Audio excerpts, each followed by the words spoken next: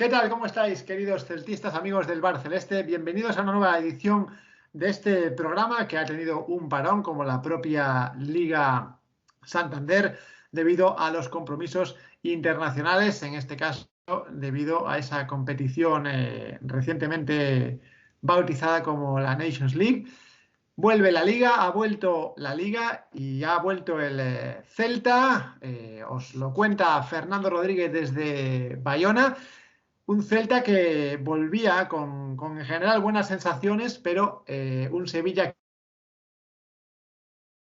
oficio y a lo mejor conociendo mucho ya la estrategia del Chacho Coudet se hacía con los 3 puntos, con ese 0-1. Vamos a analizar el resultado y lo que ha pasado sobre el terreno de juego, como siempre, con mi amigo que está al otro lado del charco, de ese Atlántico, Antón García Fernández desde Estados Unidos. ¿Qué tal, Antón? Buenas tardes. Hola Fernando, buenas tardes a ti y a todos los celtistas y a todas las celtistas a lo largo y ancho del mundo. Estoy en mi descanso de otoño, eso que se llama aquí en la Universidad del Fall Break, con lo cual tengo un día totalmente libre para charlar contigo acerca de nuestra pasión común, que es el fútbol y en especial el fútbol del Real Club Celta de Vigo, aunque desgraciadamente no tenemos muy buenas noticias de nuevo que comentar porque, como tú has dicho, nueva derrota en casa, una vez más sin marcar y el Celta en 9 partidos, Fernando, tiene 7 puntos. Pues efectivamente, unos datos que en principio nos obligan a ver la permanencia como principal objetivo, a pesar de que, bueno, pues sigue habiendo voces dentro del club, que es lo preocupante, que siguen hablando de otros objetivos, ¿no? Bueno, los que ya tenemos callo, como tú y yo, pues hablamos de objetivos más realistas, ¿no? Lo cierto es que el Celta mejoró su imagen en este partido y yo creo que mantuvo un juego bastante fluido y se ganó, yo creo, en consistencia en general. El Sevilla, de hecho, atacó muy poco, por decir algo, porque fue el Celta el que puso a prueba al portero, a Bono en la primera parte, y fue el Celta el que en general manejó los tiempos.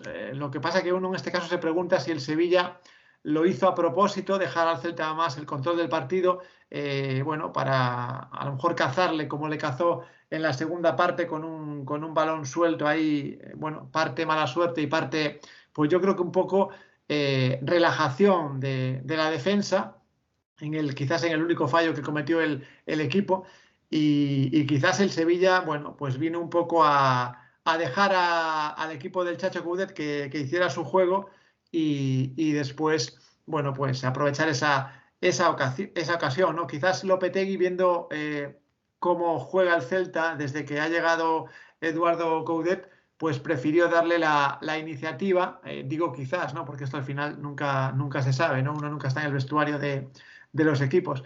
Y así, bueno, pues dejar que el Celta se ahogase justo en la orilla, ¿no? Cuando llegaba al marco contrario. Bueno, eso podría ser. Lo que yo digo es que me ha gustado que, bueno, que se pusiera a prueba por fin al portero rival, que el Celta, bueno, pues se acercara. Hay que recordar que tuvimos un palo.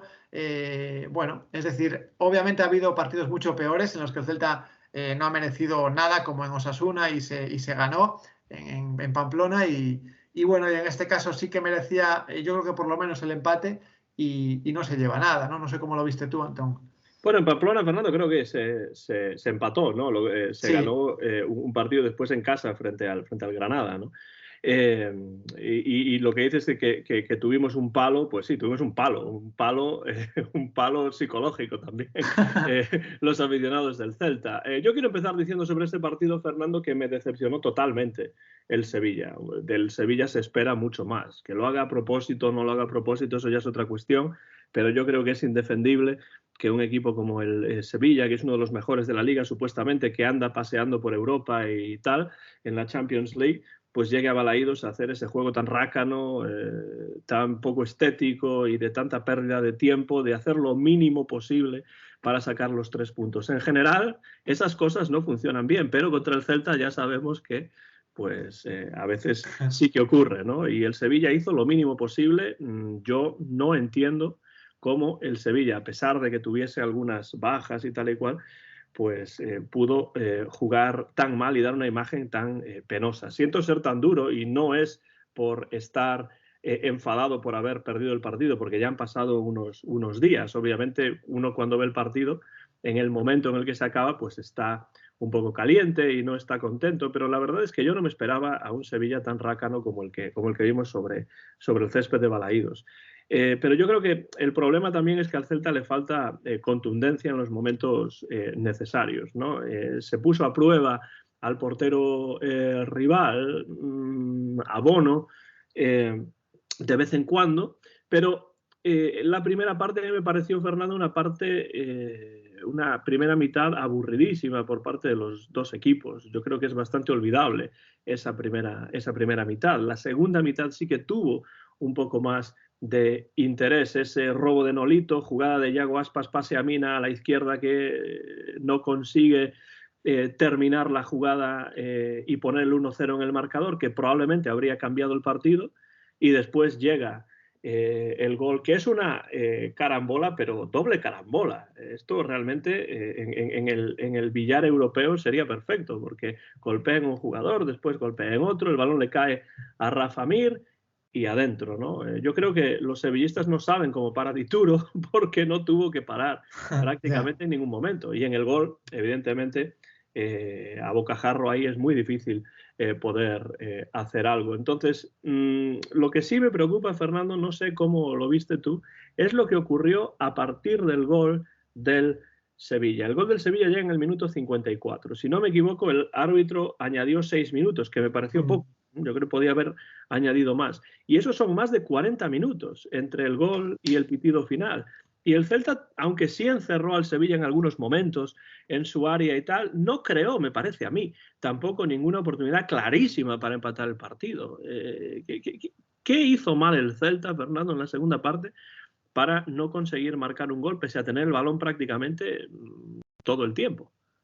Bueno, yo creo que ahí igual el palo de que hablabas, el palo psicológico hizo mella en los jugadores, ¿no? Todo el buen trabajo desarrollado hasta el momento, yo creo que se vino abajo y bueno, no sé si quizás habría que haber movido el banquillo antes de lo que lo movió Coudet, pero yo ahí apuntaría al aspecto psicológico, ¿no? Porque los mismos jugadores podían seguir haciendo el mismo juego, ¿no? Y no lo hicieron y bueno. También el Sevilla, uno siempre se crece cuando marca un gol, sobre todo cuando no lo está mereciendo.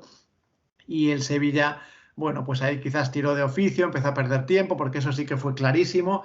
Los jugadores en cuanto podían se iban al suelo. Bueno, es algo que quizás se está viendo más este año que otras temporadas. No digo en este partido, digo en todos, ¿no? Se está hablando mucho en las ruedas de prensa de todos los entrenadores de España de las pérdidas de tiempo, de cuándo tirar el balón fuera, cuándo no. De hecho, nuestro entrenador Fran Escribá hablaba de eso en la rueda de prensa última que daba y decía que hay que tirarlo fuera cuando sea claro y manifiesto que se debe hacer porque el jugador en cuestión pues, se encuentra en mal estado, pero no se debe hacer siempre y coincido con él. Y en todo caso, es el árbitro el que tiene que parar. Y yo pondría esto como una regla escrita ya, que sea el árbitro el que pare el juego cuando considere que hay un jugador, bueno, pues maltrecho en el terreno de juego, ¿no? De esto se lleva hablando mucho y creo que se acabaría con cualquier polémica si el árbitro lo para, ¿no? Y si no para el juego, pues de que nadie tire el balón fuera, sea a favor o sea en contra. Entonces, bueno, se debería llegar a un consenso, ¿no? Igual que con las manos, ¿no? Que con las manos creo que es más difícil. En todo caso, creo que, volviendo a la pregunta, psicológico que el Celta lo acusó y se vino abajo, ¿no? El resto de ataques fueron, bueno, ya no atacó con tanta fluidez el Celta y perdió esa, bueno, pues esa conexión entre líneas que había y esa buena dinámica, ¿no? Y este partido lo que te viene a decir es que, bueno, una vez más, la justicia no existe en el fútbol y aquí gana el que esté más atento y también, bueno, el que tenga más suerte, ¿no? Como fue el caso, yo creo. En ese sentido, Fernando, yo no quiero decir tampoco que el Celta mereciese ganar el partido, pero perderlo, desde luego que no. Yo creo que la fortuna se acaba equilibrando al final de la temporada, pero en este partido en particular, creo que el Celta, si uno tuviese que haber ganado, creo que el Celta hizo más méritos para ganar, pero aún así creo que el empate habría sido el resultado más justo. Y me gustaría hablar de algunos jugadores que me gustaron especialmente. Denis Suárez, al que criticamos bastante en el programa, y yo también, me gustó más en este partido que en otras ocasiones. Tengo que decir que, desde luego, Fran Beltrán suplió a Tapia de una manera excelente, porque es muy difícil en esa parte del terreno de juego que exige muchísimo físicamente, suplir a Renato Tapia, que agravó su lesión viajando innecesariamente para jugar y no jugar, de hecho, con la selección de Perú. También me gustó bastante Javi Galán en este partido, pero lleva esto siendo típico de nuestros comentarios aquí, porque Galán, la verdad, me parece una de las incorporaciones más interesantes, junto con el portero Dituro, que no tuvo prácticamente nada que hacer. De hecho, yo creo que ni tuvo que limpiar los guantes al acabar el partido, porque vamos, poco balón tocó. Y después, creo que Joseph Aidoo es un hombre que quizá habría que utilizar un poco más en este equipo, porque no sé cómo viste tú a Aidoo, pero a mí me gustó su trabajo en defensa, en una defensa que tampoco estuvo puesta a prueba demasiado, pero que, bueno, pues impidió muchos remates, o prácticamente ningún remate del equipo contrario, del Sevilla en este caso. ¿Cómo viste tú a Aidoo, Fernando? Y sobre todo, ¿hay algún otro jugador del que quieras hablar? Porque después hay que entrar un poco quizá en el aspecto más negativo del desempeño de los jugadores en este encuentro. Bueno, yo a Aidoo lo he defendido desde que pisó Vigo, siempre lo he defendido desde que lo vi jugar, y a pesar de sus fallos, ¿no? De sus, entre comillas, regalos, ¿no? Porque, como ya dije, fallos tienen todos los jugadores de forma individual. Lo que tiene que hacer un entrenador es crear un equipo que funcione de manera que esos fallos pues se subsanen con buen juego, ataques y goles. Porque tan grave es un fallo en defensa como, por ejemplo, que Mina no marcase el disparo que mandó al palo el otro día. Es que me parece del mismo nivel de gravedad uno que otro. Uno, porque evitas ponerte por encima del marcador, y el otro porque das un gol. Al final es el mismo daño, un gol de diferencia, para arriba o para abajo. Entonces, a veces, por desgracia, pues se pone mucho el foco en defensas y porteros, y bueno, y creo que no se tiene una visión más global. Como digo, yo siempre he defendido a Joseph Aidoo. Me parece, si no el mejor, de los mejores defensas que tenemos. Es rápido, a veces incluso da pases de gol desde su posición, aunque no sea su función principal. Y ya digo, la rapidez, la contundencia a veces al defender, bueno, pues yo creo que da seguridad, y bueno, yo soy un jugador que me gustaría que siguiera en el club, ¿no? Denis Suárez, pues hablabas antes de él, fue de hecho uno de los que tuvo una de las ocasiones más claras con ese disparo en la primera parte después de una buena jugada individual. Bueno, pues también lo destacaría, y bueno, a Fran Beltrán yo siempre lo he destacado en este programa, y de hecho alguna vez he dicho que debería ser patrimonio del club por cómo se ha comportado desde el minuto 1 en el que pisó el club, y lo que demostró siendo tan joven, el aplomo con el que llegó a jugar nada más debutar con Mohamed. Y bueno, pues sí que es verdad que ha tenido algún partido un poco más, bueno, pues más flojo, con despistes y tal, pero para la edad que tiene, creo que el Celta ya acertó de lleno, ¿no? Y en los últimos veranos siempre se habla de si se va, de si no tiene opciones, o incluso él sale diciendo que no tiene a lo mejor demasiadas expectativas en Vigo, y que, bueno, no descarta irse, al menos cedido, pero al final, bueno, pues vuelve a jugar, y vuelve a demostrar su compromiso, ¿no? Y bueno, uno que no aparecía este fin de semana era el Turco Kai, hablando de esa posición del pivote defensivo. Vamos a ver qué pasa en ese mercado de invierno, que todavía está lejano, pero del que ya se empieza a hablar en la grada de Balaídos, ¿no? Sobre todo al salir ya hay bueno, aficionados hablando de ese mercado, del que ya tendremos tiempo de hablar. Ahora lo que toca es resolver, bueno, pues la papeleta más matemática, ¿no? Que salir de ahí abajo, y bueno, lo intentaremos hacer ya con ese próximo partido en Getafe el próximo lunes, ¿no?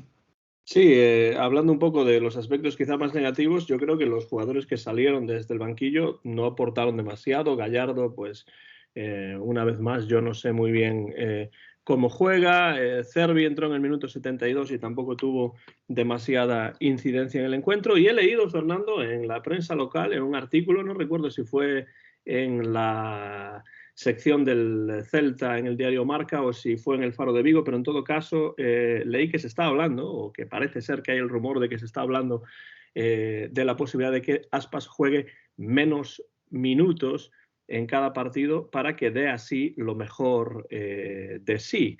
¿Qué te parece esa idea, Fernando? ¿Crees que esto es quizá una solución para acercarse y tratar de solucionar el problema que está suponiendo para el Celta la baja, el bajo estado físico o la baja aportación del Príncipe a las bateas? Bueno, yo lo que creo es que es un trabajo, un problema que hay que solucionarlo desde las oficinas. Y le llevamos diciendo 2 años, yo creo.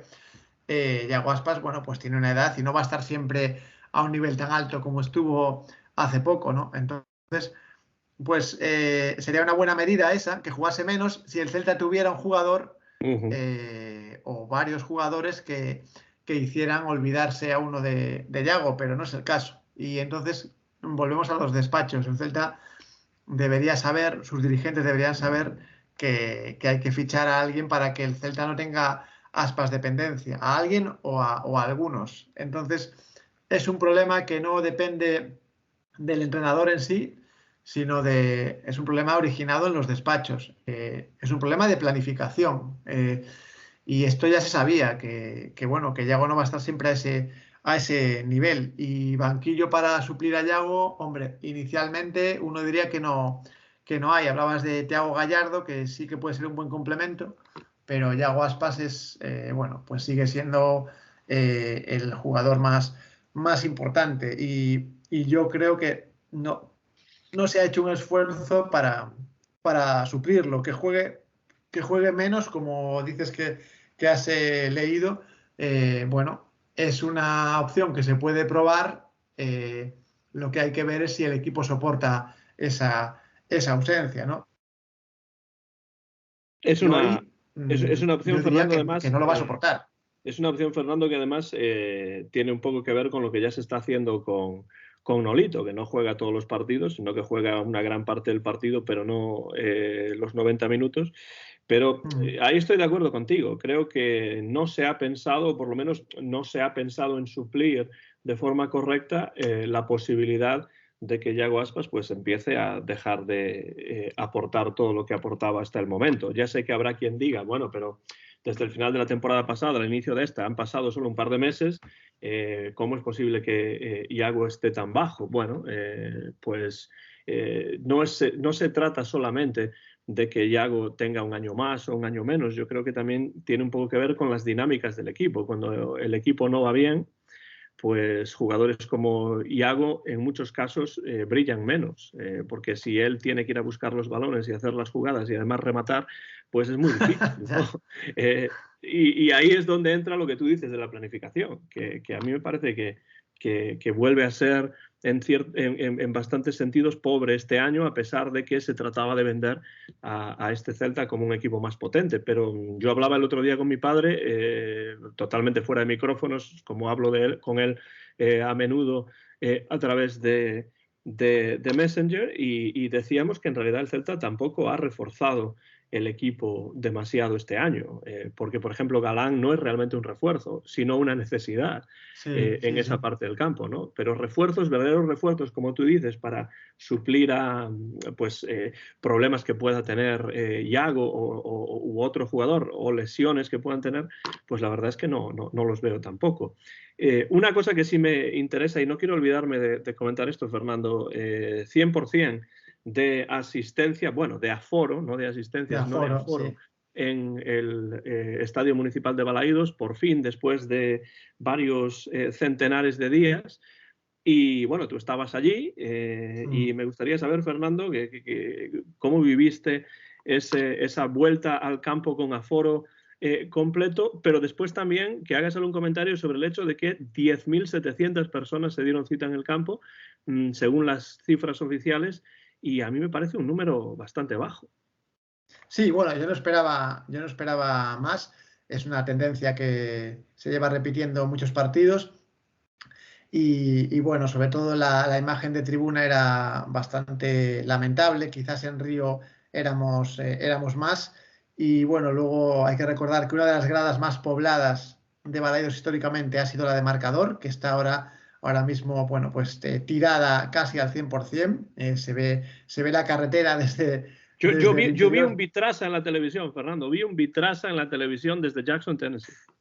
Sí, sí, pues lo viste bien, porque es la situación ahora mismo desagrada, que ya digo, que después de Tribuna de Río es una de las gradas más pobladas, ¿no? Y ni siquiera recolocando a esos socios parece que crece la masa social, ¿no? Bueno, parece que hay un desapego ahí entre la afición y el equipo, bueno, pues que es otra materia preocupante, ¿no? Bueno, mis sensaciones al ir a Balaidos fue un poco el reencuentro con ese ambiente y, bueno, sobre todo en Río Alto, que es una de las gradas también de más animación, pero ya digo, gradas como Tribuna y bueno, quizás Gol también presentaban un aspecto bastante triste, ¿no? Yo no sé si, bueno, el horario no puede ser, porque era a las 4:15 un domingo, no me parece de los peores horarios, ¿no? Se acerca al horario clásico, a las 5 de la tarde un domingo, ¿no? Con lo cual no puede ser excusa, ¿no? No era un partido de lunes, no era un partido, pues, muy tarde tampoco. Considero que el horario no es la causa, por lo tanto, pues debería el club, no sé, hacer algún estudio o conectar a lo mejor directamente con los aficionados o hacer campañas o tomar alguna iniciativa para mejorar eso, porque al final el equipo lo nota.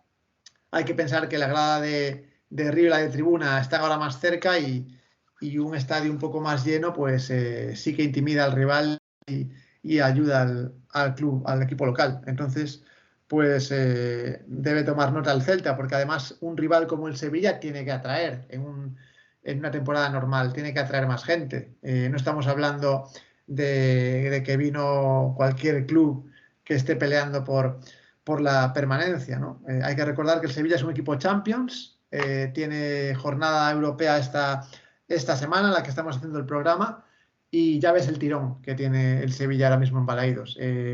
Poco más de 10.000 personas. No quiero pensar cuando venga aquí un equipo de mitad del medio de la tabla o de la parte baja de la tabla, cuánta gente habrá, porque si contra el Sevilla hay 10.000 y pico, pues me imagino que la cifra será menor contra otros clubes menos potentes, ¿no? Así que, pues, un aspecto a revisar por la directiva del Celta. Y por juego el Sevilla parecía un equipo de mitad de la tabla para abajo, pero Sí, sí, obviamente no sí. lo es. Y tienes razón en lo que dices, pero yo creo que además de eso, es interesante también decir que no era un partido normal, porque era un partido en el que se volvía al 100% del aforo permitido después de mucho tiempo, sin que así fuese, después de muchas restricciones. Esta no es una temporada normal tampoco, en el Sí, sentido de que puede por haber fin. miedo también. El miedo puede ser un factor también que influya a que no haya más aficionados, ¿eh? Puede ser, pero yo creo también, y sobre todo lo principal que a mí me parece es que hay una desconexión entre la directiva y gran parte de la afición, ¿no? Y esto se ha venido forjando a lo largo de bastante tiempo. Yo había hecho un comentario breve en el canal de YouTube hace ya varios meses sobre este tema y creo que es el momento de que quienes toman las decisiones se den cuenta de la importancia de mantener al socio y a la socia en las gradas, ¿no? Como tú decías, por el ambiente, porque puede presionar al equipo contrario, porque puede animar además todavía más al equipo local. Las personas que estaban allí por la televisión se escuchaban muy bien, nada que decir sobre la afición que animó de principio a fin, pero yo creo que faltan números y los números yo creo que tienen que ver con el trato que esta directiva y otras anteriores, esto es un problema ya de hace mucho tiempo, es un mal endémico de muchos clubes como el Celta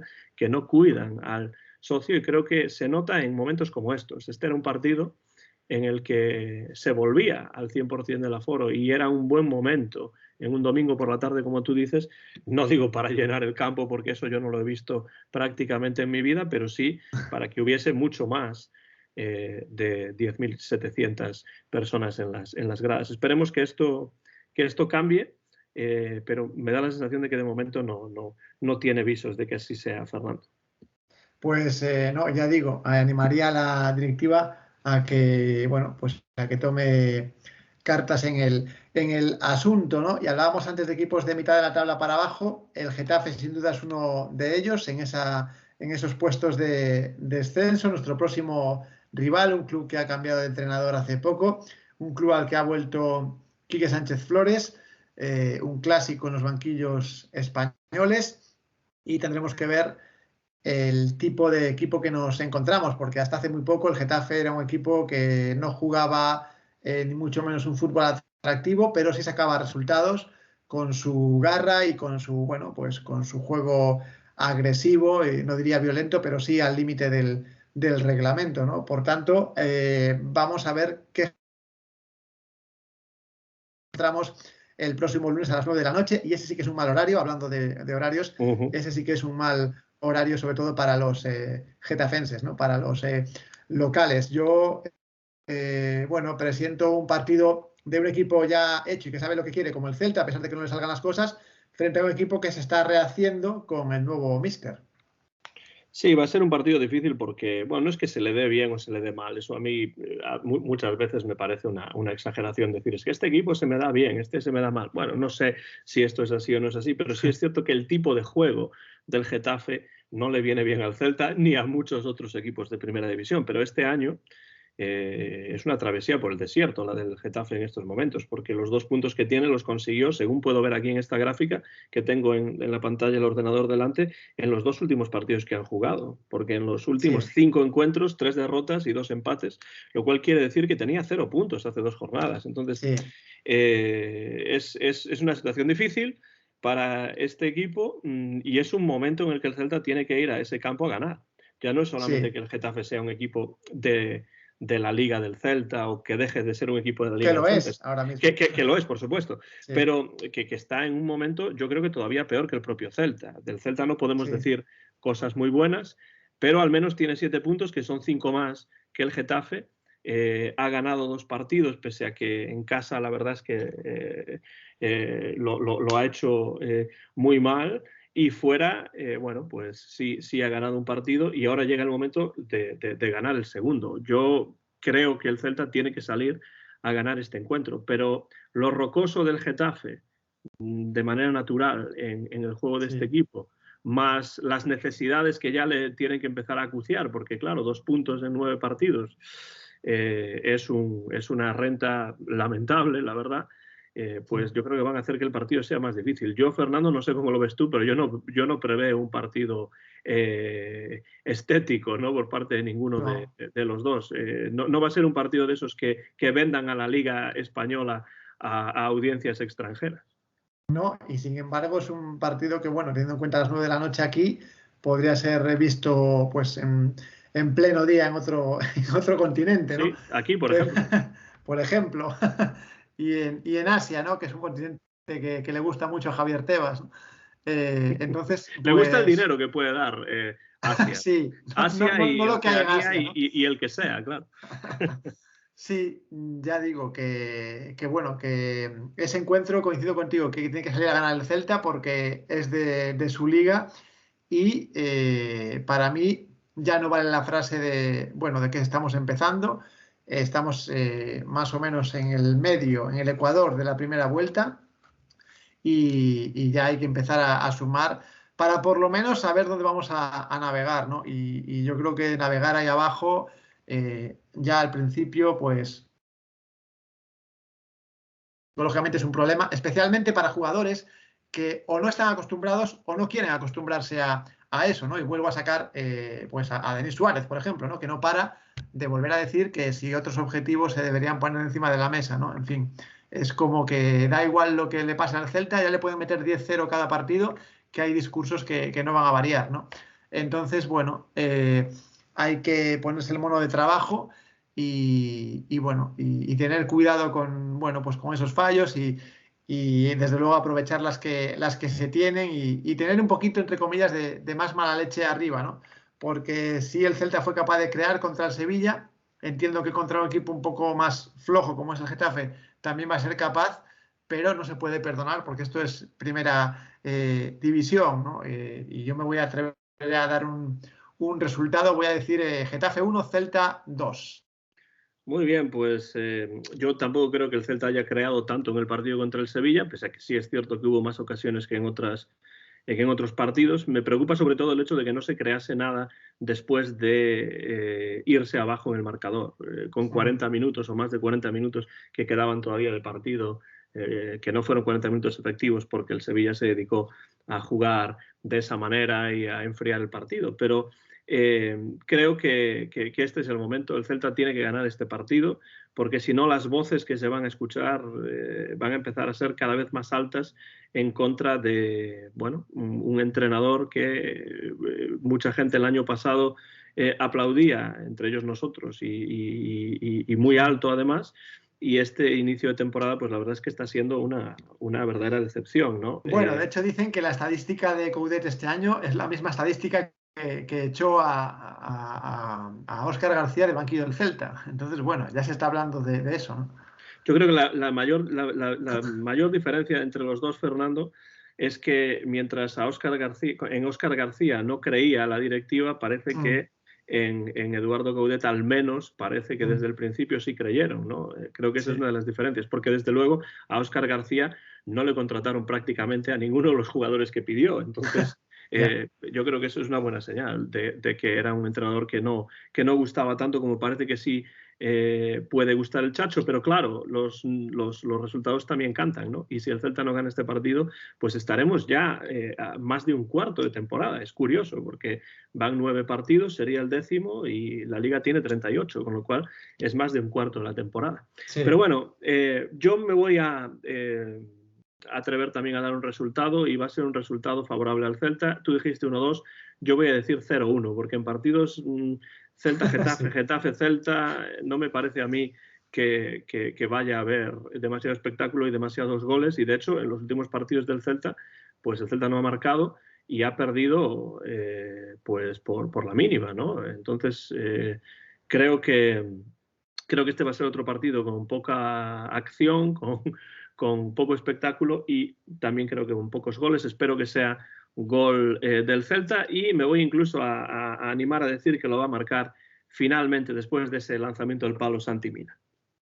Bueno, pues yo creo que lo merece, porque como decía el otro día, sin ser el Santi Mina que a mí me cautivó en la última temporada del Celta antes de irse a Valencia, sin ser ese Santi Mina, que lo tengo aún fresco en la retina y me dolió mucho aquel, aquel talonariazo, si se le puede llamar así, del Valencia de un día para otro, en el que uno abre internet y lee la noticia en primera plana y bueno, y ya digo, echo mucho de menos aquel Santi Mina. Si bien es cierto, el Santi Mina de ahora me está gustando porque empieza a rentabilizar todo lo que el Celta dio por él, ni más ni menos que a un killer como el uruguayo, bueno, ahora no me sale el nombre, y dinero, ¿no? Es decir, Maxi Gómez, efectivamente, gracias, y dinero, ¿no? Entonces fue un desembolso importante por Santi Mina y bueno, y el defensa canario que finalmente, bueno, pues ya se fue este verano porque no dio resultado, ¿no? Pero me refiero a Jorge Sáez.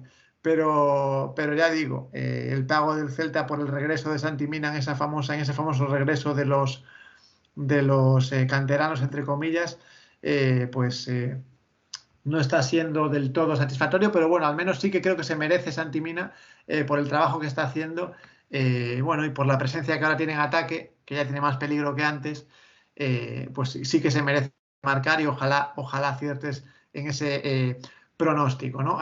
Yo quería recordar ahora, bueno, pues a esos oyentes que se siguen sumando a esta fiebre del Barceleste a pesar de esta mala racha y de este mal inicio del equipo, puesto que estamos rozando los 90 seguidores en Facebook y bueno, en YouTube ya sé que el crecimiento es mayor, eso lo controlas tú más y bueno, en ebooks también tenemos unas buenas cifras, así que desde aquí agradecer a todos los oyentes del Barceleste su su fidelización y su adhesión, ¿no? Su nueva adhesión para muchos de ellos. Y no sé si, Antón, querías decir algo antes de ir a ese berro celeste final. Pues sí, quiero agradecer también esa nueva sintonía al piano que nos permite utilizar a Alberto Rouco Velasco de la Peña Atapa Celeste y que es el himno del Celta en un arreglo propio de Alberto al piano. Así que muchas gracias a Alberto Rouco Velasco y a toda la Peña Atapa Celeste. Y nada más, Fernando, solamente darte las gracias a ti también por estar al otro lado de la línea cibernética siempre para charlar de este nuestro Real Club Celta de Vigo. Pues esperemos que las próximas conexiones sean más agradables. Lo próximo que nos queda es una semana intensa, puesto que el Celta jugará el lunes y jugará el jueves. El lunes contra el Getafe en Madrid y el jueves en Balaídos contra la Real Sociedad. Así que semana intensa la que nos espera y también Bar Celestes intensos. Por mi parte, nada más, Antón. Gracias a ti como siempre y a los oyentes. Y vamos con ese berro celeste, si te parece, a la de 1, 2 y 3. Coma sempre o de sempre. sempre. ¡Hala! ¡Ala! Celta! Celta!